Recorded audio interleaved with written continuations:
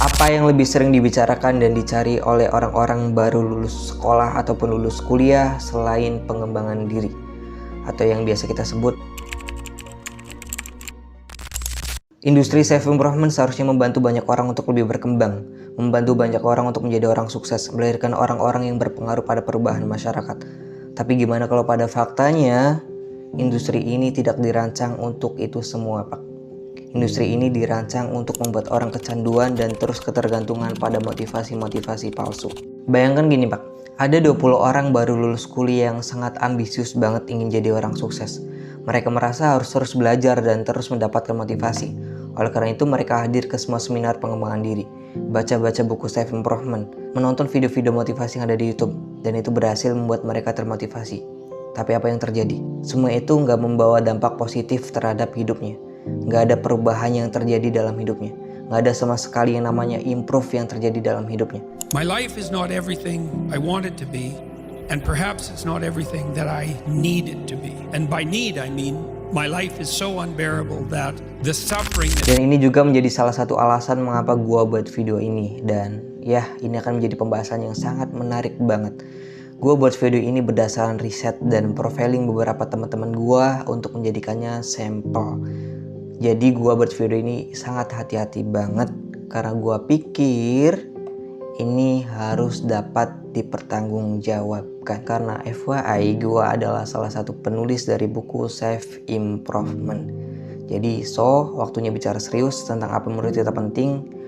Mari kita mulai videonya.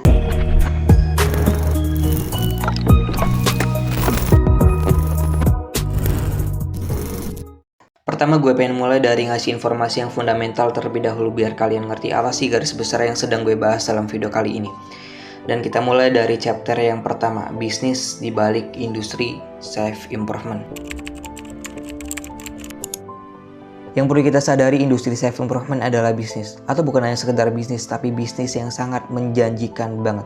Bagaimana tidak, Pak? Menurut riset, industri self-improvement bernilai lebih dari 13,2 miliar dolar dan terus tumbuh pesat setiap tahunnya. Jadi jangan merasa seminar yang lu datengin, buku-buku yang lu baca, konten-konten yang lu konsum, itu pure karena ingin berbagi dan berharap banyak orang ingin berubah. No, pada faktanya nggak gitu, Pak. Karena orang-orang yang berada dalam industri ini sangat memperhatikan betul aspek-aspek komersial. Gue bisa sebutkan faktanya seperti apa yang gue bilang, gue adalah penulis buku self-improvement. Jadi ceritanya gini, gue pernah menulis naskah buku dan gue ingin apply ke penerbit mayor. Ya sederhananya penerbit mayor adalah penerbit yang gede yang gue pikir bisa mendistribusikan buku gue ke banyak orang dan di banyak tempat. Tapi tentu tidak semudah itu Pak naskahnya dapat diterima oleh penerbit, melainkan harus melewati proses yang begitu panjang terlebih dahulu. Dari mulai pemilihan naskah yang harus relevan oleh pembaca, gaya bahasanya menarik atau enggak, sampai pada ujungnya siapa diri kita pun tidak luput dari penilaian dan pertimbangan naskah kita dapat diterima atau enggak. Tapi masalahnya Bapak Ibu semua, siapa diri kita nggak dilihat dari seberapa kapabilitas kita terhadap apa yang kita tulis, melainkan seberapa terkenal diri kita. Dan seberapa potensial buku kita dapat laku di pasaran. Dan gue pikir itu adalah faktor yang paling dipertimbangkan dalam menyeleksi naskah yang ingin diterbitkan. Dan apakah itu salah? Ya nggak juga, Pak. Artinya gue pengen bilang bahwa memang industri self-improvement itu bisnis, Pak. Semua aspek materialnya jadi pertimbangan. Tapi dengan sebegitu besar material value dari industri self-improvement ini, ironisnya data dari Forbes menunjukkan bahwa hanya 8% yang hanya benar-benar mencapai resolusi mereka. Jadi kalau 8% dari 20 orang yang haus akan pengembangan diri, itu artinya hanya 1,6 orang saja yang berhasil. Sementara sisanya akan dibiarkan untuk terus konsum dan larut dalam pencarian motivasi. Development has a nice lure to it, doesn't it? A world of people trying to be better versions of themselves.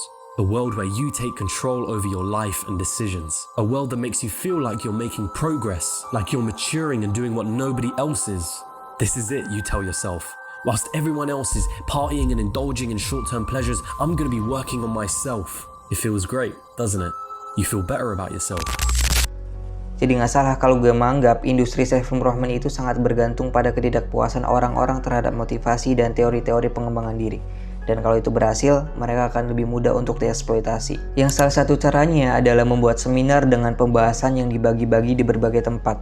Jadi mau nggak mau orang yang ikut di tempat yang pertama mengharuskan dirinya untuk ikut ke tempat berikutnya, hanya sekedar untuk mendapatkan pembahasan yang lebih lengkap. Yang padahal Bapak Ibu semua, kalau itu dibuat di dalam satu waktu itu lebih efektif. Jadi gue terusin lagi Bapak Ibu semua, industri self-improvement adalah bisnis yang sebenarnya formulanya sederhana, menawarkan solusi paling konkret dan membuat orang ketergantungan terhadap motivasi dan teori-teori pengembangan diri. Mari kita masuk ke chapter 2, ilusi perubahan. Banyak orang merasa sudah berprogres hanya karena udah mengonsumsi konten-konten self-improvement, seperti baca buku, nonton podcast, ikut seminar, dan sebagainya. Padahal yang sebenarnya terjadi, tidak lebih mereka hanya mendapatkan informasi aja. Pertanyaannya, apakah cukup dengan mendapatkan informasi itu aja? Kan seharusnya tidak begitu ya. Karena ada satu konsep dalam istilah self-improvement yang namanya dopamine rush, dimana kita udah merasa sangat produktif banget dengan nonton dan baca. Tapi sedangkan otak kita nggak bisa membedakan kita sedang belajar atau sedang melakukan. Sebagai contoh, ada seseorang yang nontonin video motivasi tentang bangun pagi, tapi apa? Tetap bangun siang.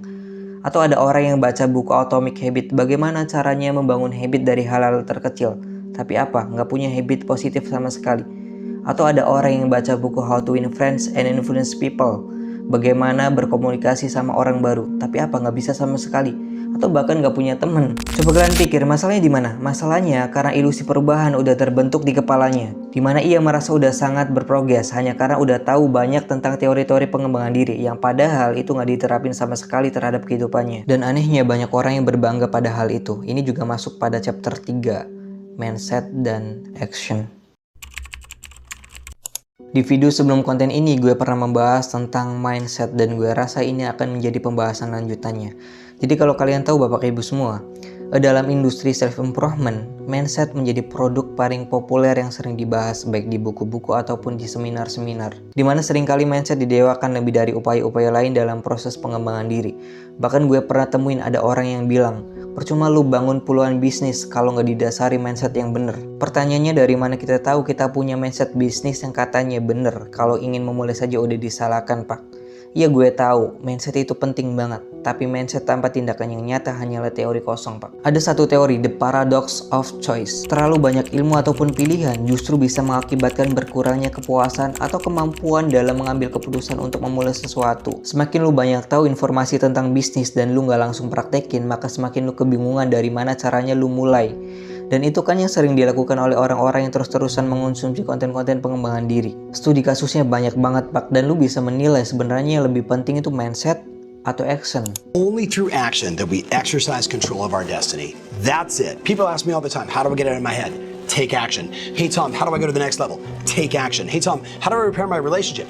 Take action. Hey Tom, how do I make more money? Take action. Take action. Take action. Take action. Terus gue harus gimana bang kalau gue udah kecanduan banget? Apa gue harus cut semua konten-konten self-improvement, termasuk berhenti baca-baca buku self-improvement? Mari kita masuk ke chapter 4, gimana caranya keluar dari belenggu self-improvement. Pertama yang harus lu tahu, cut semua konten-konten self-improvement itu bukanlah sebuah solusi. Karena mau bagaimanapun, lu akan tetap membutuhkan itu sebagai referensi berpikir.